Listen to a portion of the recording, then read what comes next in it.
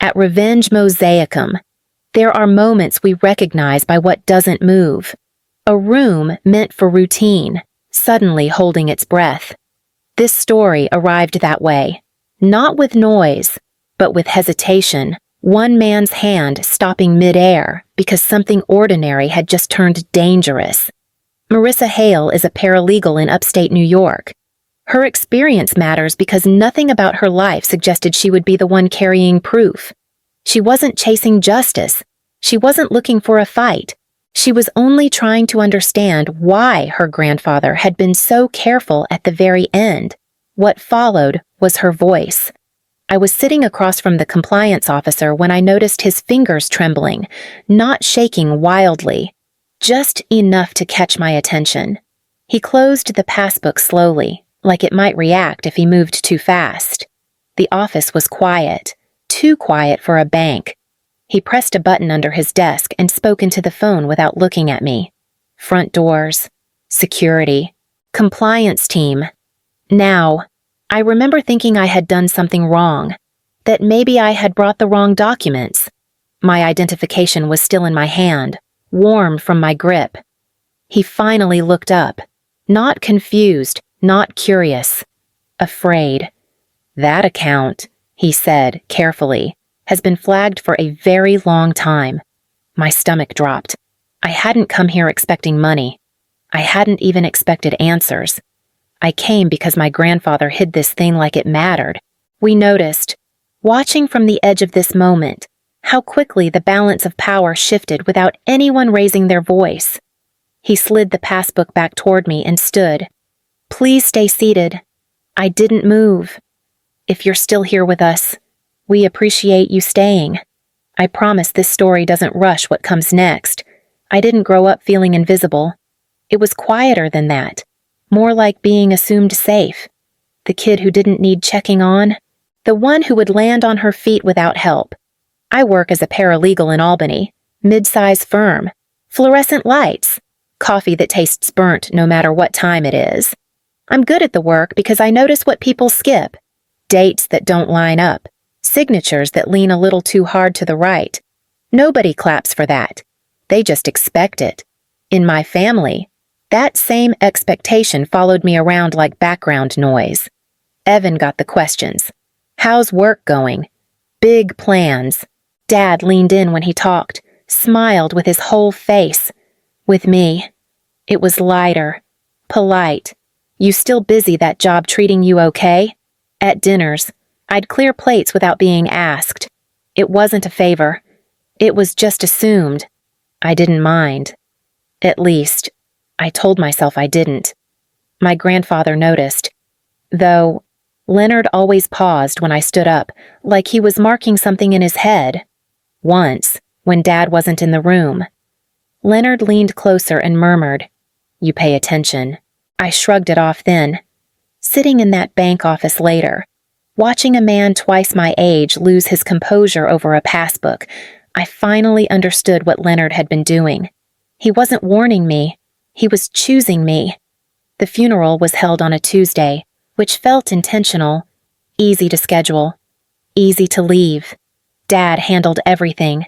He stood near the front of the small chapel with a folded program in his hand, nodding at people as they came in. Calm, polite, like he was hosting a meeting that needed to stay on time. "Service starts at 10 sharp, he reminded the funeral director, checking his watch. Not unkind, just firm. Evan arrived late. Not dramatically late. Late enough to be noticed. His suit looked expensive and slightly uncomfortable, like it hadn't been worn before. He leaned over to Dad, whispered something, and Dad smiled, the kind of smile that meant reassurance had been exchanged. I sat in the second row. Leonard's picture rested on a small easel near the casket. Same expression I remembered. Mild, observant, like he was listening instead of posing. The service moved quickly. A few hymns, a short reading, no stories, no pauses where someone might lose their voice. When it ended, people stood without hesitation. Chairs scraped. Conversations started up immediately. Someone mentioned traffic. Someone else mentioned lunch. At the reception, Dad talked about the farmhouse like it was already a project. Repairs, listing timeline, who to call. Leonard spent his life balancing ledgers down to the last detail. Now his ending had been reduced to efficiency. I stayed quiet, holding a paper cup of coffee that had gone cold, from the corner of the room. I noticed something small. Dad never once looked back at the casket, not even on the way out. We went back to the farmhouse after the reception. No one suggested it. Dad just grabbed his coat and said we should lock up, like the place was already finished with us. The house smelled the same as always. Dust, old paper, the faint trace of whatever Leonard used to clean the floors. Evan wandered through the living room, phone to his ear, murmuring about schedules and numbers. Dad headed straight for the kitchen. I drifted down the hall and pushed open the door to Leonard's study. Everything was where it had always been. Desk cleared except for a lamp and a yellowed notepad. Books lining the shelves, most of them accounting texts and old chess manuals. I reached for one without thinking. A thick volume with a cracked spine. The one Leonard used to keep by his chair. It felt heavier than it should have. I opened it and froze. The pages had been cut out cleanly. Inside sat a small leather passbook, worn at the edges, the kind you don't see anymore. I carried it into the living room, holding it up like a question. Dad noticed immediately, too quickly. He crossed the room in 3 long steps and took it from my hands. Didn't open it, didn't look inside. Just glanced at the cover once before turning toward the kitchen. "This is nothing," he said, sharp now. "Old junk. He should have gotten rid of this years ago." The passbook landed in the trash with a dull sound. Evan laughed from the couch. "Always digging, Marissa." Dad's jaw stayed tight. "Don't go through his things. That's not appropriate." The room went quiet, not awkward, controlled. I stood there, empty-handed, watching the trash can like it had just swallowed something alive. I didn't sleep that night. I lay on the pull-out couch listening to the house settle, every creak sounding louder than it should. Dad's footsteps passed the hallway once, then stopped. A door closed. Quiet again. By 5, the sky had started to thin out, that gray-blue color that means morning is coming whether you're ready or not. I got dressed without turning on the light. Jeans, sweater, shoes by the door. The kitchen looked untouched. Coffee grounds still in the filter from the day before. The trash can sat where it always did, tucked beside the counter. I pulled the bag out and set it on the floor. It was heavier than I expected. I knelt and opened it, pushing aside paper plates, napkins, a half-empty creamer. My hands smelled like old coffee almost immediately. The passbook was near the bottom. I wiped it off with my sleeve and held it there on the floor for a second. Just breathing. The leather felt dry, older than it looked the day before. Back in the living room, I opened it properly. The account number inside didn't match the cover. Too many digits. Too clean. And tucked into the spine was a small folded note. Leonard's handwriting. Neat. Careful. They don't know this exists. Ask for the full history. Trust no one in the family. I took pictures, front, back, every page, uploaded them before my phone could second-guess me. By the time the sun cleared the trees, the passbook was back in my bag. I locked the door behind me and didn't look back. Dad called mid-morning, right as I was pulling onto the highway. His voice came through steady, almost gentle. Asked if I'd gotten home safe. Mentioned the weather. A pause, just long enough to feel intentional. "Did you take anything from the house?" The question landed softly, like a courtesy. I told him I grabbed one of Leonard's old chess books, something to remember him by. Silence on the line. Then a quiet release of breath. "That's fine," he said. "Just don't start digging. Some things are better left alone. Your grandfather wasn't always clear near the end." I stared at the road and said nothing. That evening, Evan called, too casual, too upbeat. He talked about traffic, a client dinner, how tired everyone must be. then eased into it. Dad's handling the money stuff. I'll deal with the property. You don't need to worry about any of it. The words were smooth, practiced. I thanked him and ended the call. Sat there a moment with my phone in my lap. 2 calls, same day, different tones, same message. They weren't checking on me. They were checking the edges of what I knew. The bank sat off the main road in a town that looked like it hadn't changed its mind about anything in decades. 1 traffic light. A diner across the street with fogged windows. I parked, sat for a second, then went in. The teller smiled when I handed over the passbook. Polite, curious. She typed the account number, paused, then typed it again. Her smile slipped. Just a little. Give me 1 moment. I waited. The chair across from me creaked every time I shifted.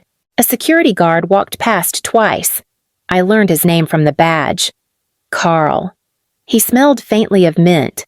After a while, a man in a dark suit appeared and asked me to follow him. His office was small, neat, a plant in the corner that looked like it survived on routine alone. He held the passbook like it needed careful handling, opened it slowly, checked the screen on his desk, then leaned back. This account was opened 14 years ago, he said. It was deliberately disguised. I nodded, even though my chest felt tight.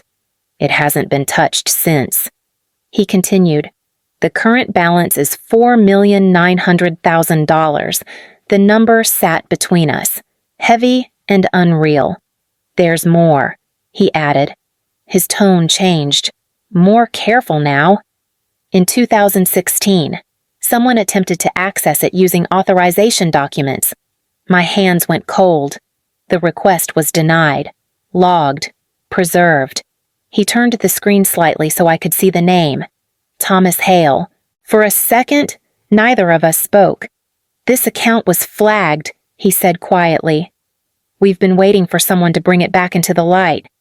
I thought of Leonard's note, the patience in his handwriting. The man closed the passbook and stood. I'm going to need to call our compliance team. I stayed seated. This wasn't about inheritance anymore. It never had been. Things moved slowly after that, not in the way movies make it look.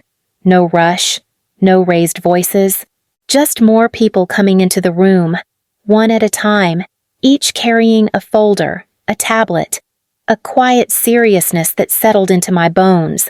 A woman introduced herself and asked if I needed water. I nodded even though my throat felt too tight to swallow. She placed the cup within reach and slid a document across the table. They explained it in pieces, how Leonard had inherited money years earlier, how once my father took over managing things. Withdrawals started to appear. Small at first, then larger, spread out, careful. Over time, more than $3,600,000 had moved through accounts tied to household expenses, reimbursements, and transfers that looked reasonable on paper, reasonable enough not to trigger alarms right away. Leonard noticed. Of course he did. They showed me copies of his notes, dates, amounts, handwriting steady even when the numbers got worse. He'd compared signatures, marked inconsistencies, flagged transactions he didn't authorize. One of them paused, glanced at me. He knew he couldn't stop it directly. So he did something else. 14 years ago, Leonard opened this account, used an old passbook to hide it in plain sight. Never touched it. Never told anyone. Let the balance grow while he built a record around it. I thought about the nights we played chess at his kitchen table, how he never rushed a move, how he'd wait, hands folded, eyes calm. Someone across the table spoke again. He left instructions, very clear ones. I closed my eyes for a second, just long enough to breathe. Leonard hadn't been confused. He'd been preparing, and he'd trusted me to finish what he couldn't. The arrests happened early. I wasn't there. I heard about them later, in careful sentences, the kind people use when they don't want to ask how you're holding up. After that, things stretched out, paperwork, meetings, long waits where nothing seemed to move, and then, suddenly, everything did. The estate took months to settle. Accounts closed. Properties sold. The final numbers arrived in an email I read twice before it felt real. More money than I ever imagined carrying my name. I didn't feel excited, mostly tired, relieved in a quiet way. I stepped away from the firm not long after, packed up my desk, left the plant by the window for someone else. Nobody made a big deal out of it. I bought a small storefront in Albany. Narrow, tall windows, floors that creak when you walk too fast. I filled it with books Leonard would have liked. History, chess, paperbacks with notes scribbled in the margins from lives I'll never know. There's a chess table in the back. 2 chairs. Sometimes people sit. Sometimes they don't. I don't rush them. Letters come from prison now and then. I don't open them. I stack them in a drawer and close it again. That feels like enough. What changed wasn't the money. It was the way I stopped waiting for permission to trust myself. Marissa Hale doesn't need to be the quiet one anymore. She still notices things. She still keeps records. But she also keeps space for herself now. And if you stayed with me through this, thank you. Stories like this don't ask for noise. They ask for attention. We'll be here when you're ready to listen again.